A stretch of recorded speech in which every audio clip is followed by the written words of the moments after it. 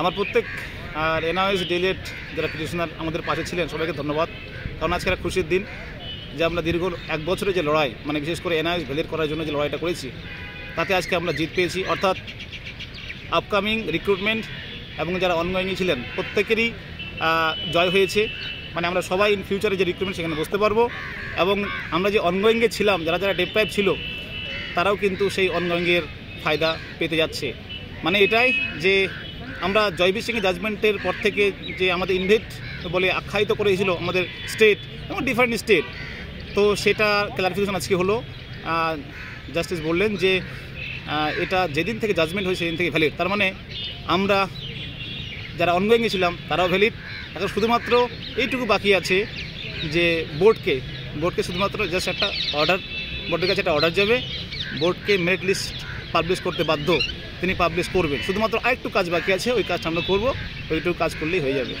তো প্রত্যেককে বলি, আপনারা যেহেতু আমাদের পাশে দীর্ঘদিন ধরে ছিলেন, আপনারা সাহস জুগিয়েছেন যে আপনারা কাজ করুন, অ্যাডমিনরা কাজ করুন, এবং অ্যাডমিনদের প্রতি যে ভরসা, সেই ভরসা করেছিলেন বলে আজকে আমরা এখানে আসতে পেরেছি। এবং আমাদের জাজমেন্ট যেটা ক্লারিফিকেশন যেটা হলো, সেই জাজমেন্টের ক্লারিফিকেশনের যে ফায়দা প্রত্যেককে, বিশেষ করে গোটা ভারতবর্ষে লাগু হয়ে গেল, সবাই ভ্যালিড হয়ে গেল। এখন আর কেউ বলতে পারবে না তুমি ইনভ্যালিড।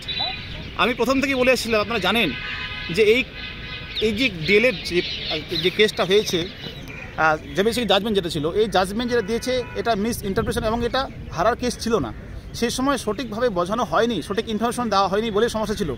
আর আমাদের কিছু আর নাম বলছি না এই মুহূর্তে, আজকে যেহেতু খুশির দিন, আজকে আমি বলছি আর নামগুলো, এটুকুই বলবো যে সেই সময় আমাদের কোঅপারেশন চাইনি। যদি আমাদের কোঅপারেশন নিত তাহলে আমরা সঠিক তথ্য পেশ করে আমরা কী করতাম, সেখানে সঠিক লয়ার দিয়ে আমরা হিয়ারিংটা করাতে পারতাম। তো যাই হোক, আজকে এটুকুই বলবো যে আমরা আপকামিং যারা আছে সবাই তো ভ্যালিড হয়ে গেলাম। যারা অনগোয়িংয়ে বর্তমানে আছি, আমাদের অনগোয়িংয়ের প্রত্যেককে আমাদের আরেকটু লড়াই বাকি আছে, শুধুমাত্র মেরিট লিস্ট পাবলিশ করার যে লড়াই সেটা। তো যাই হোক, আমি আর দেবজ্যোতি দুজনে আমরা এসেছিলাম, আজকে সুপ্রিম কোর্টে আমরা আছি। আমি ডাইরেক্ট একবারে যে বেঞ্চ ছিল, মানে যে 2 নম্বর বেঞ্চ ছিল 2 নম্বর কোর্টে, সেই 2 নম্বর কোর্ট থেকে ডাইরেক্টলি বিআর গাভাই যিনি যা কিছু বলেছে সব শুনেছি। তবে উত্তরাখণ্ড সরকার তারা চেষ্টা করেছিল যেটাকে যে করে আটকাতে, কিন্তু আটকাতে পারেনি। অবশেষে বিচারপতি একটা কথাই বলছেন, না এটা ইন সার্ভিসের প্রোটেকশনের জন্য করা হয়েছিল। এবং তিনি এর আগেও তো হিয়ারিংয়ে আমরা বুঝতে পেরেছিলাম হ্যাঁ প্রায় পজিটিভ দিকে আছে, আজকে সেটাতে সিলমোহর পড়লো। যাই হোক, আমি অনেক কিছু বললাম, আমাদের দেবজ্যোতি আছে, দেবজ্যোতি কিছু বলবে।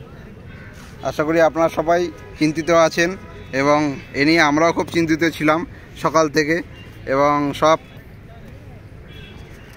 এবং আমরা সবাই প্রেয়ার করছিলাম কি করে আমাদের ভ্যালিড করা যায়, এবং সেই উদ্দেশ্যেই আমরা যাচ্ছিলাম।